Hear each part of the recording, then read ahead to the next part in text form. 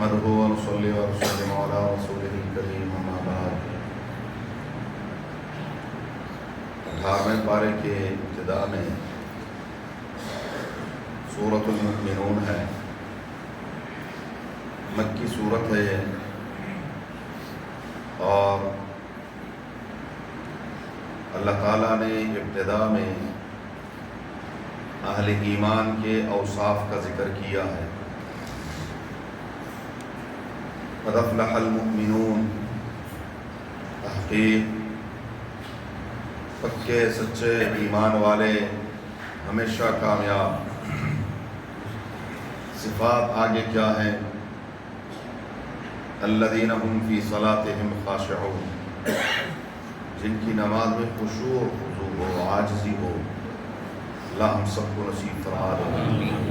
حدیث شریف میں آتا ہے جامع مسجد میں آپ جائیں گے اور ایک بھی خشوع والا نمازی آپ کو نہیں ملے گا۔ سب سے پہلے خشوع اٹھا لی جائے گی نمازوں سے۔ الذین هم فی صلاتهم خاشعون والذین هم عن اللغو معرضون۔ لغو بات، لغویات جس میں نہ دنیا کا فائدہ ہو نہ آخرت کا فائدہ ہو، یہ لغویات ہیں۔ لغو باتوں سے وہ اعراض کرتے ہیں، منہ موڑ لیتے ہیں۔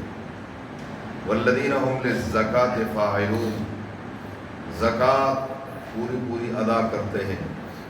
والذین هم لفروجهم حافظون، وہ اپنے عزت و ناموس کی حفاظت کرتے ہیں۔ اولئک هم الوارثون، اور والذین هم علی صلواتهم یحافظون، نمازوں کی حفاظت کرتے ہیں، کوئی نماز ضائع نہ ہو جائے، نماز قضا نہ ہو جائے، نماز چھوٹ نہ جائے۔ اللہ تعالیٰ فرماتے ہیں یہ وارث ہیں جنت الفردوس کے۔ اللہ ہم سب کو یہ صفات نصیب فرمائے۔ رب العالمین نے انسان کی تخلیق اور اس کے مختلف مراحل، ابتدا میں کیا ہے، پھر 40 دن بعد کیا ہو جاتا ہے، پھر 40 دن بعد کیا پلٹ جاتا ہے، اور پھر بالآخر اللہ فرماتے ہیں فَكَسَوْنَا الْعِظَامَ لَحْمًا، ہم ان ہڈیوں پر گوشت چڑھا دیتے ہیں۔ فَتَبَارَكَ اللَّهُ أَحْسَنُ الْخَالِقِينَ، یہ جیتا جاگتا انسان بنانے والا صرف اور صرف اللہ وحدہ لا شریک ہے، ایسا بنا دیتا ہے۔ اللہ اکبر۔ دہد نطفرا صورت چوپری، کئی کرد است برآ بصورت گری۔ پانی کے قطرے پر اللہ تعالیٰ تصویر بنا دیتے ہیں۔ کوئی ہے مائک کارا جو پانی پر تصویر بنا سکے؟ یہ صرف اسی کی قدرت ہے، پروردگار عالم کی تکوینی آیات، ان کا تذکرہ اللہ تعالیٰ نے کیا ہے۔ پھر انبیاء علیہ السلام کا اختصار کے ساتھ تذکرہ، اور رب العالمین نے فرمایا ایھا الرسل، اے تمام پیغمبروں، اور حکم پیغمبروں کو ہے اور ساتھ ساتھ پوری امت کو بھی، ہر نبی کی امت کو یہ حکم ہے۔ حکم سنیں، یا ایھا الرسل کلوا من الطیبات واعملوا صالحا، کلوا من الطیبات واعملوا صالحا، پاکیزہ کھاؤ، پاکیزہ کھاؤ، طیبات میں سے کھاؤ، پھر نیک عمل کرو۔ عمل تھوڑا ہوگا، اس پر نتیجہ بڑا مرتب ہوگا۔ جب کھانا حلال کا لقمہ پیٹ میں جاتا ہے، اس کا اثر ہی کچھ اور ہوتا ہے۔ یہ آج جو ہماری دعاؤں میں اثر نہیں ہے، یہ رسول اللہ مبارک کی حدیث ہے۔ فرمایا ایک شخص رب اغبر اشعث غبارآلود، اور پراگندہ حال یہ آئے گا بیت اللہ کے غلاف کو پکڑ کر رب اغفر رب اغفر کہے گا، رب ارحم کہے گا، اور اس کا کھانا حرام ہوگا، پینا حرام ہوگا، لباس حرام ہوگا۔ فَأَنَّىٰ لَهُ يُسْتَجَابُ، جب اس سے حراموں میں یہ لت پت ہوگا تو پھر اس کی دعا کیسے قبول کی جائے گی؟ صریح حدیث ہے یہ۔ وہاں جا کر بھی اگر صورتحال ایسی ہے. اللہ ہمیں حلال کا لقمہ نصیب فرمائے. آمین. یقین کرے اس شخص کو سجدے سے سر نہیں اٹھانا چاہیے جس کو اللہ حلال کا لقمہ کھلا رہا ہے. حلال کا لقمہ بہت بڑی نعمت ہے، بہت بڑی دولت ہے. کاموں میں، اپنے ذمہ داریوں میں، اپنے کاروبار میں، یا جو بھی، یا کوئی ملازمت ہے، وقت سے پہلے نکلنا، وقت کے بعد جانا، وہاں بیٹھے رہنا، جو کام سپرد ہے وہ نہ کرنا. اسی طرح کاروبار کے اندر 2 نمبر تو خوش نصیبی ہے. معذرت، ہمیں 10 نمبر چیز مل جائے تو کہتے شکر ہے نہیں مل تو گیا. 2 نمبر تو بڑی نعمت ہوگی کہ 2 نمبر چیز مل جائے. 2 نمبر نہیں ملتی اب تو 10 نمبری پر بات پہنچ گئی ہے. اللہ تعالیٰ ہمارے حال پر رحم فرمائے. اور وہی چیز کیا ہو جاتی ہے؟ حرام ہو جاتی ہے، مشتبہ ہو جاتی ہے. اور فرمایا وَعْمَلُوا صَالِحًا إِنِّي بِمَا تَعْمَلُونَ عَلِيمٌ. آگے اللہ تبارک و تعالیٰ وحدہ لا شریک نے جنتیوں اور جہنمیوں کا تھوڑا سا تذکرہ کیا ہے. جن کے اعمال اور وزن وہ بھاری ہو جائے گا، یہ ہمیشہ کے لیے کامیاب ہو جائیں گے. جن کا وزن ہلکا ہو جائے گا ہمیشہ کے لیے نقصان میں چلے جائیں گے. پھر ان سے پوچھا جائے گا أَلَمْ تَكُنْ آيَاتِي تُتْلَىٰ عَلَيْكُمْ فَكُنْتُمْ بِهَا تُكَذِّبُونَ رَبَّنَا غَلَبَتْ عَلَيْنَا شَقْوَتُنَا. جہنمی کہیں گے اللہ ہماری شقاوت، ہماری بدبختی ہم پر غالب آ گئی. وَكُنَّا، اور ہم نے گمراہی کا راستہ اختیار کر لیا. رب العالمین فرمائیں گے میرے بندو دنیا میں جنتیوں سے بھی پوچھیں گے، جہنمیوں سے بھی پوچھیں گے جنتیوں سے کتنی دیر تم رہے دنیا میں. وہ کہیں گے اس آخرت کے مقابلے میں تو دن یا دن کا کچھ حصہ، دن یا دن کا کچھ حصہ. رب العالمین فرمائیں گے وہ کچھ حصہ تم نے میری رضا کے لیے استعمال کیا، آج ہمیشہ ہمیشہ کی نعمتوں میں رہو. جہنم میں تم نے اپنی منمانی کتنے دن کی، وہ بھی کہیں گے کہ دن یا دن کا کچھ حصہ منمانی کی. اللہ فرمائیں گے وہی دن یا دن کا کچھ حصہ جو منمانی آپ نے کی ہے، اب ہمیشہ ہمیشہ میری ناراضگی کا مقام جہنم کا ایندھن بنے رہو. اللہ ہم سب کو محفوظ فرمائے. اتنا کریم ذات، ایسا کریم رب کہ وہ خود سکھاتا ہے مجھ سے ایسے مانگو، مجھ سے ایسے مانگو. دنیا میں کوئی ایسا ہے جو کہے کہ مجھ سے ایسے مانگو؟ نہیں. وہی کہتا ہے رب اغفر وارحم وانت خیر الراحمین. وقل رب اغفر وارحم وانت خیر الراحمین. میرے محبوب صلی اللہ علیہ وسلم اور قیامت تک آنے والے ہر انسان یوں کہو اے پروردگار ہمیں بخش دے، رب اغفر وارحم، اور مہربانی فرما، وانت خیر الراحمین. سورۃ انزلناها وفرضناها وانزلنا فیها آیات بینات. سورہ نور ہے. ایک تو اس میں آیت نور ہے، اللہ نور السماوات والارض. نمبر 2، اس سورت میں سینکڑوں احکامات ہیں اور ان احکامات پر عمل پیرا ہو کر انسان کے لیے یہ دنیا کی زندگی روشن ہو جاتی ہے. اور روایات میں آتا ہے، اما عائشہ رضی اللہ تعالی عنہ سے بھی مروی ہے کہ اپنی عورتوں کو سورہ نور سکھاؤ. غور سے سنو، یہ ہے اب کام کی بات. ہم فضائل میں بڑے خوش ہوتے ہیں کیونکہ وہاں کچھ کرنا کرانا تو ہوتا نہیں ہے، بس صرف سبحان اللہ ماشاءاللہ الحمدللہ کہنا ہوتا ہے. یہ کرنے والی بات ہے. اپنی بچیوں کو، اپنی عورتوں کو سورہ نور سکھاؤ. سورہ نور میں عفت اور عصمت اور پاکدامنی کے احکامات ہیں. اور اپنے مردوں کو سورہ مائدہ سکھاؤ، ان کو سورہ مائدہ سکھا دو، پڑھا دو، ان کو سمجھا دو تاکہ وہ اس کو سمجھ لیں، اس کے جو احکامات ہیں ان پر عمل پیرا ہو جائیں. ابتدا میں اللہ تبارک و تعالیٰ نے جو کسی بدکاری کا ارتکاب کرتا ہے، شادی شدہ ہے اس کے لیے رجم ہے، غیر شادی شدہ ہے اس کے لیے 100 کوڑے ہیں، لیکن اس کے لیے بڑے سخت قسم کی شرائط ہیں جو گواہوں کی صورت میں ہے. اور پھر رب العالمین وحدہ لا شریک فرماتے ہیں اسی موقع پر کہ اگر کوئی کسی بے گناہ پر ویسے ہی کہہ دے اور پھر ثابت نہ کر سکے، بات تو کہہ دی لیکن الزام لگا دیا اور اس الزام کو ثابت نہ کر سکا، اللہ تعالیٰ کا حکم ہے فَجْلِدُوهُمْ 80 جَلْدَةً وَلَا تَقْبَلُوا لَهُمْ شَهَادَةً أَبَدًا، ایسے آدمی کو پہلے تو 80 کوڑے لگاؤ کہ آئندہ ایسی حرکت نہ کرے۔ نمبر 2، ہمیشہ کے لیے بلیک کر دو اس کو، بلیک آؤٹ، کہ یہ شخص آئندہ زندگی میں کبھی گواہی نہیں دے سکتا کیونکہ اس نے ایک مرتبہ جھوٹی گواہی دی ہے۔ کوئی ہے جو کسی پر الزام لگا سکے؟ آج خاندانوں کے خاندان تباہ و برباد ہو جاتے ہیں، کٹ جاتے ہیں، ایک بدبخت شوشہ چھوڑتا ہے اور پھر غیرت کے نام پر غیرت ہونی چاہیے، غیرت ہونی چاہیے۔ خدا کی قسم اسلام اپنے ماننے والوں کو بے غیرت نہیں بناتا۔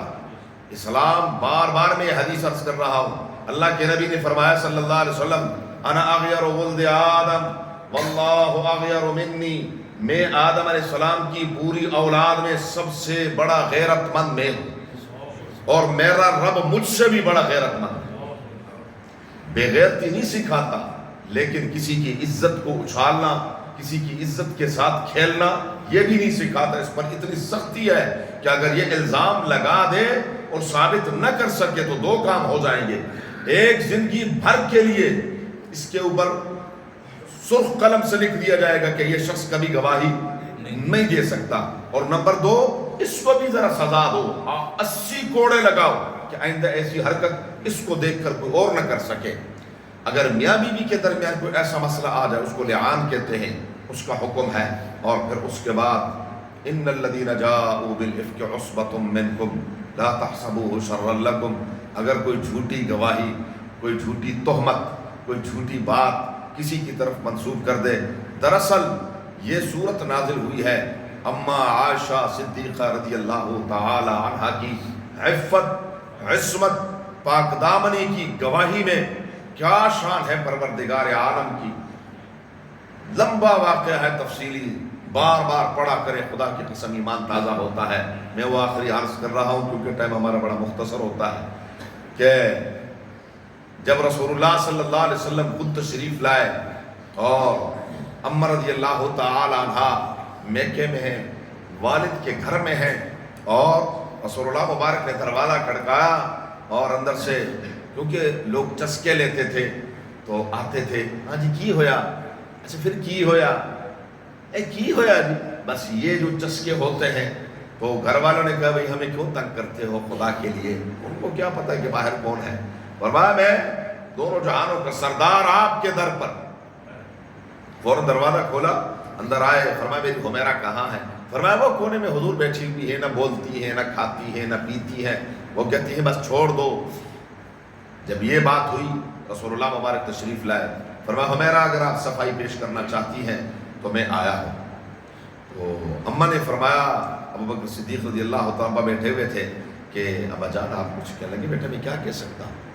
ام رومان بیٹھی ہوئی تھی والدہ کہ اماں جی آپ کچھ فرما دیں۔ فرمایا بیٹے میں کیا کہہ سکتی ہوں حضور کے سامنے؟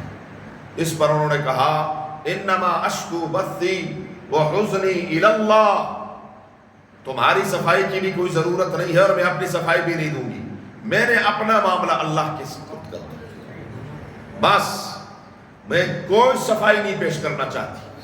اگر میں پیش کرنا چاہوں تو مدینہ منورہ میں پروپیگنڈا اتنا ہو چکا ہے کہ آپ لوگوں کو یقین ہو گیا کہ ہاں یہ واقعہ ایسا ہو چکا ہے، اور اگر میں صفائی نہ بھی پیش کروں تو تب بھی آپ لوگوں کو یقین ہو گیا ہے، لہذا میں کوئی لفظ زبان سے نہیں کہنا چاہتی، میرا رب جانے، میرا معاملہ جانے۔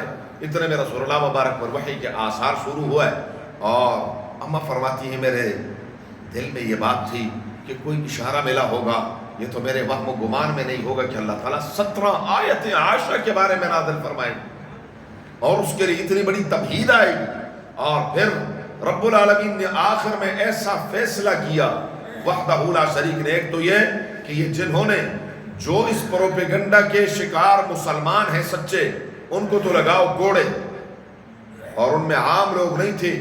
رسول اللہ مبارک کی اپنی سگی سالی حمنہ بنت جحش، زینب بنت جحش حضور صلی اللہ علیہ وسلم کی یہ پھوپھیزاد بھی ہے اور سالی بھی ہے، اور یہ اس ہماری ماں کی بہن ہے جن کا نکاح اللہ نے خود آسمانوں پر کیا۔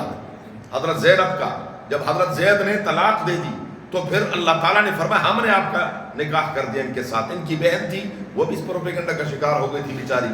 اور ایک عظیم نعت خوان، ثنا خوان، حسان بن ثابت جیسی شخصیت، وہ بھی اس کے شکار ہو گئے تھے اور ان کو باقاعدہ کوڑے لگے تھے، مدینہ منورہ میں کوڑے لگائے گئے کہ یہ اس جھوٹی تہمت کے شکار ہو گئے تھے، اور ان کی زبان سے بھی ایسے الفاظ نکلے تھے، اور آخر میں رب نے فرمایا کہ کیا دیکھنا چاہتے ہو؟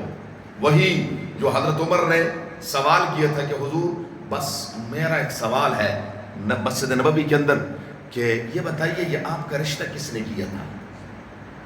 یہ رشتہ مانگا کس نے تھا؟ لینے کون گئے تھے؟ تاکہ ہم اس سے پوچھیں تو صحیح کہ بھائی کس کا رشتہ کس کے لیے مانگا تھا؟ اس پر حضور کی انگلی اٹھی کہ میرا رشتہ تو اللہ نے کیا تھا۔ فرمایا پھر وہ جانے، اس کا کام جانے، آپ کو کیا ضرورت ہے پریشان ہونے کی؟ اور فرمایا چاہے حضرت عمر کی تلوار سے، فرمایا میں دیکھتا ہوں اب آج کے بعد عمر کی تلوار ان کا فیصلہ کرے گی جو میرے محبوب صلی اللہ علیہ وسلم کی عزت کے بارے میں گفتگو کرے گا۔ ہاں یہ سبحان اللہ الحمدللہ بڑی اچھی بات ہے، لیکن کبھی کبھار اس کی بھی ضرورت پڑتی ہے۔ لاتوں کے بت نہیں مانتے، خدا کی قسم نہیں مانتے۔ جب یہ تلوار ایک دفعہ لہرا دی، مدینے میں ایسا سناٹا چھا گیا، مجدو سب کو پتا تھا عمر جو کہتا ہے وہ کرتا بھی ہے، صرف کہتا نہیں ہے، مجال ہے کسی نے گفت کی ہو۔ تو یہاں پر پھر پروردگار نے فرمایا اچھا جب میں نے رشتہ کیا ہے صفائی مجھ سے مانگتے ہو تو پھر سنو، الخبیثات للخبیثین والخبیثون للخبیثات والطیبات للطیبین والطیبون للطیبات۔ گندے مرد گندی عورتوں کے لیے، گندی عورتیں گندے مردوں کے لیے، اور اگر اپنی ماؤں کا مقام دیکھنا ہو تو میرے محبوب کا مقام دیکھنا۔ والطیبات للطیبین والطیبون للطیبات، اور فرمایا اولئک مبرؤون مما یقولون، یہ سب بری ہے، یہ سارا جھوٹ تھا، جھوٹ کے سوا کچھ نہیں تھا، وحدہ لا شریک نے۔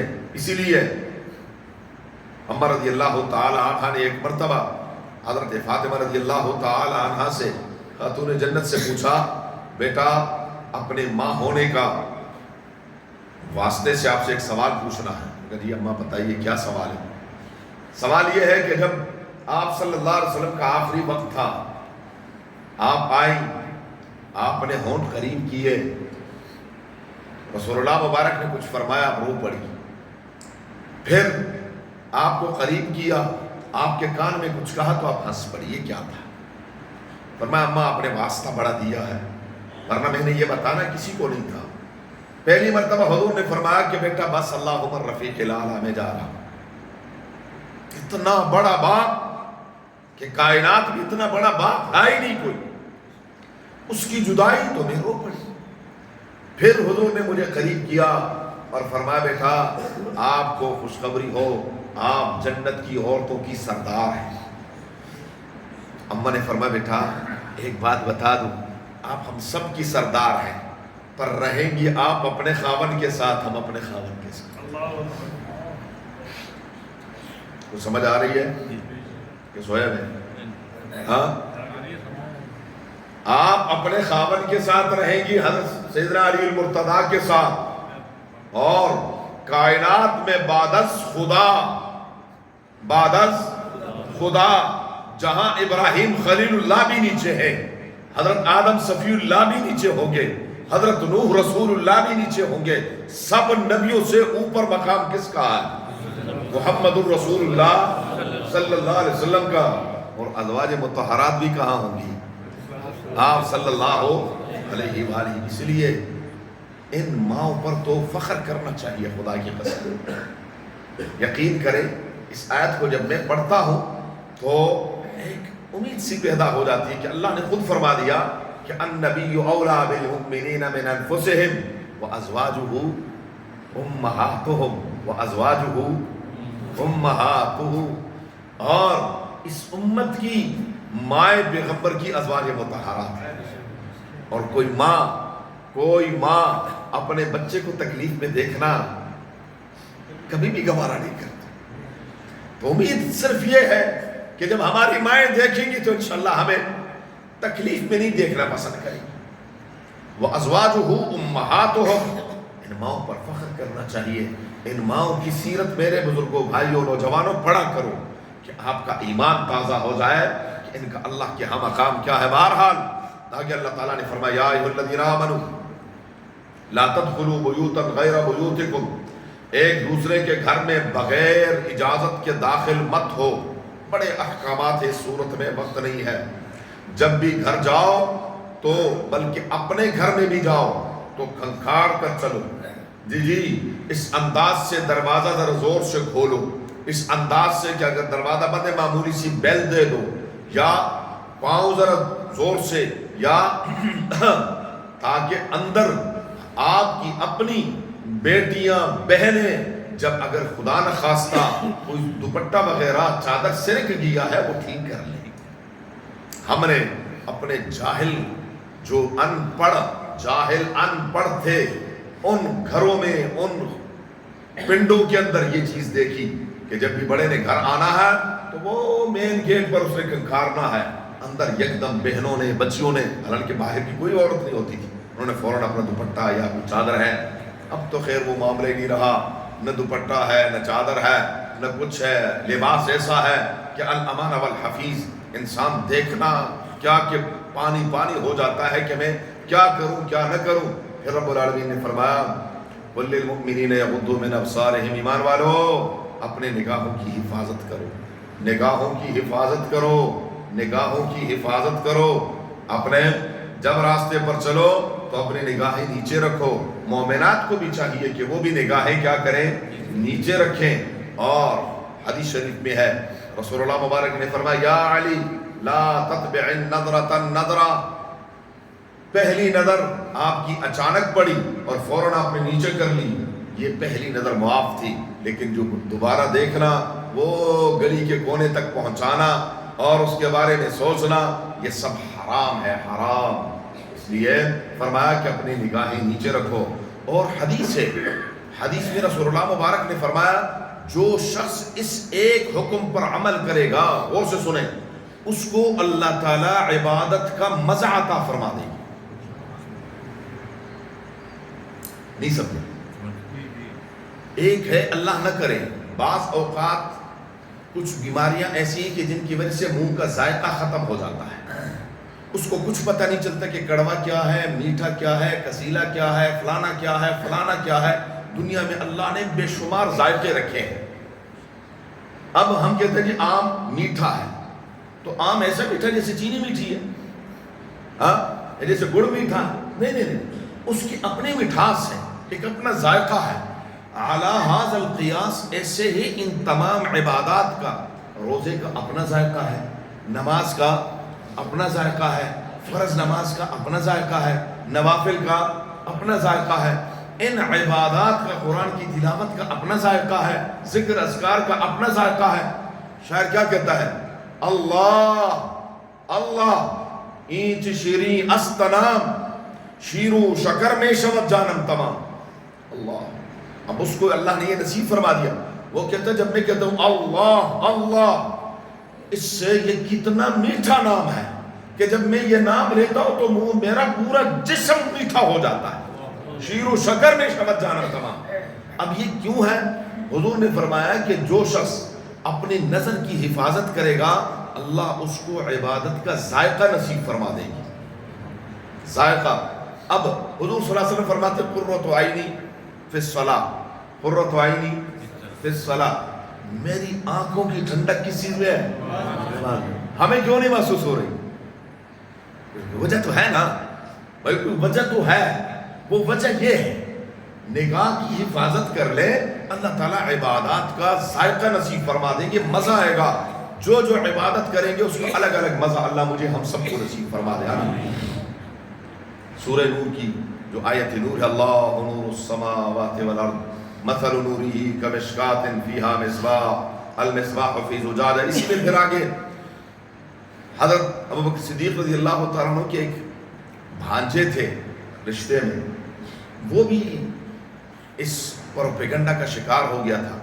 تو باپ ہونے کے ناطے ان کے دل میں آیا کہ دیکھو میں اس کے ساتھ کتنا، اور وہ مالی طور پر کمزور تھا، ان کے ساتھ بڑا تعاون کرتے تھے حضرت. تو ان کے دل میں ہے کہ بس اب اس کے ساتھ تعاون نہیں کرنا. اللہ تعالیٰ نے اللہ نے فرمایا بس نہیں، جو کر رہے تھے وہ کرتے رہنا ہے، جو کر رہے تھے وہ کرتے رہنا ہے. وہ صرف میری رضا کے لیے تھا اور بس ان کے لیے یہ معاملات نہیں کرنے. آگے رب العالمین وحدہ لا شریک نے جو بچے ہیں یا نوجوان ہیں بالغ ہو جائیں، ان سے بھی گھر کے اندر پردے کا معاملہ ہو، ایک ایسا انداز ہو کہ پتہ چلے کہ جی حدیث شریف میں تو یہاں تک آتا ہے کہ بچے جب 7 سال کے ہو جائیں، جب 7 سال کے سمجھاؤ 10 سال کے ہو جائے بستر الگ کر دو. باقاعدہ ان کو سمجھانا ہے. یہ کس نے سمجھانا ہے؟ یہ ماں باپ کی ذمہ داری ہے، یہ تربیت ماں باپ کی ہے. جانوروں کی طرح نہیں ہے کہ بس ایک بچہ پیدا ہو گیا اور جانور کی طرح وہ بڑا ہو گیا، بس وہ اپنی جگہ بڑا ہو گیا، یہ اپنی جگہ کچھ پتہ نہیں ہوتا کہ جی بہن بھائیوں کو کیا تعلق ہے، کس طرح رہنا، کیا کرنا کیا نہیں کرنا. آخر میں اللہ تعالیٰ فرماتے ہیں لا تجعلوا دعاء الرسول بینکم کدعاء بعضکم بعضا. پیغمبر کو ایسے مت بلاؤ جیسے تم آپس میں ایک دوسرے کو بلاتے ہیں. پیغمبر کا بڑا مقام ہے، پیغمبر کا بڑا مقام ہے. اور یہ انشاءاللہ آگے سورہ حجرات میں تفصیل سے ہے گا، انشاءاللہ وہیں پر میں عرض کروں گا. آگے سورہ فرقان ہے. تبارک الذی نزل الفرقان علی عبدہ لیکون للعالمین نذیرا. اللہ تبارک چونکہ مکی صورت ہے، ابتدا میں قرآن کریم کی حقانیت اور آپ صلی اللہ علیہ وآلہ وسلم کی رسالت کا تذکرہ ہے. رسالت کے بارے میں لوگوں کے عجیب عجیب عقائد تھے. وہ کہتے ما لہذا الرسول یأکل الطعام ویمشی فی الاسواق. یہ کیسا پیغمبر ہے؟ یہ تو کھاتا پیتا بھی ہے. یہ کیسا پیغمبر ہے؟ اس کو تکلیف بھی ہوتی ہے، کبھی سر درد ہوتا ہے، کبھی یہ تھک بھی جاتا ہے، اور کبھی اپنی ضرورت کے لیے بازار میں بھی چلا جاتا ہے. رب العالمین نے فرمایا کہ ہاں یہ انسان ہے، یہ انسان ہے، اور انسانوں کے لیے نمونہ اور ماڈل انسان ہی بنتا ہے، فرشتہ نہیں بن سکتا. کیونکہ مجھے بازار کی بھی ضرورت ہے، کاروبار کی بھی ضرورت ہے، معاملات کی بھی ضرورت ہے. میرے پیغمبر نے وہ معاملات کیے ہوں گے تو میرے لیے رول ماڈل ہوگا. اگر میں پیغمبر نے نہیں کیے تو میرے لیے ماڈل کیسے بنے گا، نمونہ کیسے بنے گا؟ نمونہ بننے کے لیے سب کچھ ہے. اللہ تبارک و تعالی ہمیں اسی اسوے پر عمل کرنے کی توفیق عطا فرمائے. اللہم صلی اللہ کما صلیت علی ابراہیم وعلی آل ابراہیم اللہم بارک علی محمد کما بارکت علی ابراہیم. اللہم ارحمنا بالقرآن العظیم، اللہم ارحمنا بالقرآن العظیم واجعلہ لنا اماما ونورا وہدی ورحمة یا رب العالمین. اللہم ذکرنا منہ ما نسینا وعلمنا منہ ما جہلنا وارزقنا تلاوته آناء الليل واطراف النهار واجعله لنا حجة یا رب العالمین. اللہم نور قلوبنا بالقرآن وزین اخلاقنا بالقرآن ونجنا من النار بالقرآن وادخلنا الجنة بالقرآن. یا رب العالمین ہمارے صغیر کبیر گناہوں کو معاف فرما. لن مبارک گھڑیوں کی برکت سے پروردگار تیری کلام کا واسطہ ہے. یا اللہ ہمیں معاف فرما، اللہ ہمیں معاف فرما، اللہ ہمیں معاف فرما. اللہ جتنے گئے گزرے ہیں تیرے بندے ہیں پروردگار. اللہ جتنے بھی گندے ہیں تیرے حبیب صلی اللہ علیہ وسلم کی امتی ہیں. اللہ کرم کیا معاملہ فرما، اللہ کرم کے فیصلے فرما دے، اللہ کرم کے فیصلے فرما دے. بالکل آخری گھڑیاں رہ مغفرت کی چل رہی ہیں، بخشش کی. اللہ ہمیں بخشش سے محروم نہ فرما، اللہ ہمیں مغفرت سے محروم نہ فرما. یا اللہ ہمیں محروم نہ فرما، یا اللہ ہمیں محروم نہ فرما، یا اللہ ہمیں معاف فرما دے. پروردگار تو بخشش کو پسند کرتا ہے، یا اللہ تو مانگنا پسند کرتا ہے. اللہ تجھ سے بخشش مانگ رہے، ہمیں معاف فرما. یا اللہ ہمیں معاف فرما دے. الہ العالمین اپنے حبیب صلی اللہ علیہ وسلم کے صدقے ہمیں معاف فرما دے. الہ العالمین یا ارحم الراحمین اپنا کوئی عمل نہیں ہے ہمارے ساتھ انصاف نہ فرمانا. یا اللہ فضل و کرم فرمانا، فضل و کرم کا معاملہ فرمانا، رحم اور کرم کا معاملہ فرمانا. الہ العالمین درگزر کا معاملہ فرمانا، پوری امت سے درگزر کا معاملہ فرما. اس ماہ مبارک کی برکت سے اللہ ہمیں معاف فرما دے. الہ العالمین پریشان حالوں کی پریشانیوں کو دور فرما دے، سب کے مشکلات کو حل فرما دے. اللہ سب کی ضروریات کو خدا نے غیب سے پوری فرما دے. الہ العالمین یا ارحم الراحمین تمام بیماروں کو صحت کاملہ عاجلہ مستمر و نصیب فرما دے. جو بیمار گھروں میں اسپتالوں میں ہیں سب کے حال پر رحم فرما دے. ہمارے جتنے بزرگ دنیا سے جا چکے ہیں، ہمارے اساتذہ کرام، اللہ ہمارے شیوخ، ہمارے والدین قریبین، دوست و رحباب، الہ العالمین اہل محلہ جاننے والے، اللہ سب کو کروٹ کروٹ جنت نصیب فرما، قبر کی منازل کو آسان فرما، اللہ قبر کی منازل کو آسان فرما، اللہ قبر کی منازل کو آسان فرما، اللہ ان کی قبروں کو نور سے بھر دے، اللہ جنت الفردوس میں اعلیٰ مقام عطا فرما دے، اللہ العالمین۔ اللہ وہ آج ہمارے محتاج ہیں، پروردگار انہوں نے جیسے ہماری تربیتیں کی ہیں، اللہ ہمیں پڑھایا لکھایا ہے، پروردگار ہمارے ماں باپ نے بچپن میں جو ہماری تربیت کی، اللہ ہمارے لیے تکلیفیں اٹھائی ہیں، الہ العالمین یا ارحم الراحمین، ہم اور کوئی حق ادا نہیں کر سکتے، اللہ تم نے جو الفاظ ہمیں سکھائے ہیں ان کے بارے میں انہی الفاظ سے تجھ سے مانگ رہے ہیں، رب ارحمہما کما ربیانی صغیرا، رب ارحمہما کما ربیانی صغیرا، رب ارحمہما کما ربیانی صغیرا۔